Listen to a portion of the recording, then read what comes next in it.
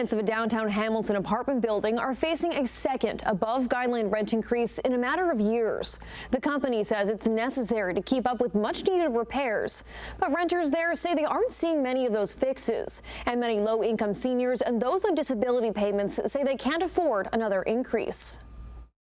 I don't want to put it lightly, but it's falling into shambles. Alex Farron has lived in his apartment at 180 Bold Street for 8 years. He says ever since the building brought in new managers a few years ago, the apartment is in desperate need of repairs.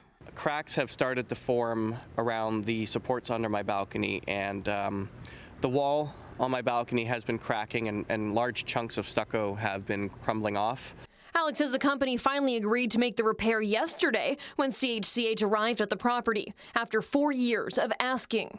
Alex currently pays $1,200 a month for his unit.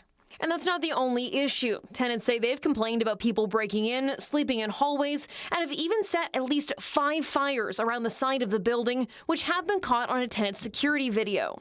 If we had at least security around here, at least it would be kept cleaner. You know what I mean? They wouldn't be there to harass the other tenants. Greenwind Corp says they've been working on repairs, writing in a statement to CHCH News. Given the age of the residential complex, we are investing significant resources into critical infrastructure upgrades. Senior management remains actively engaged in supporting residents, and we are committed to the long-term care and maintenance of the property. In a legal filing, Greenwind Corp says it has completed $1.3 million of repairs between 2021 and 2023 on items like elevator modernization, replacing the heating, and updating its security system. And in order to finance the repairs, Greenwind Corp has gone to the Landlord and Tenant Board for permission to raise the rent above the provincial guideline, also called an AGI, for a second time in as many years. The most rent can be increased in this case is by 4.36%, though the final amount is still to be determined by the Landlord and Tenant Board. The landlord is also looking for the increase to be retroactive to August 2023. And that's on top of regular rent increases. The apartment at 180 Bold Street is rent-controlled, which means rent can only increase by a set government amount. In 2026, that's 2.1%. Tenants here at 180 Bold Street tell me that despite the rent increases, they're not seeing the repairs that are promised. Kathy McGowan has lived in the building for 22 years and currently pays just shy of $1,000 a month in rent.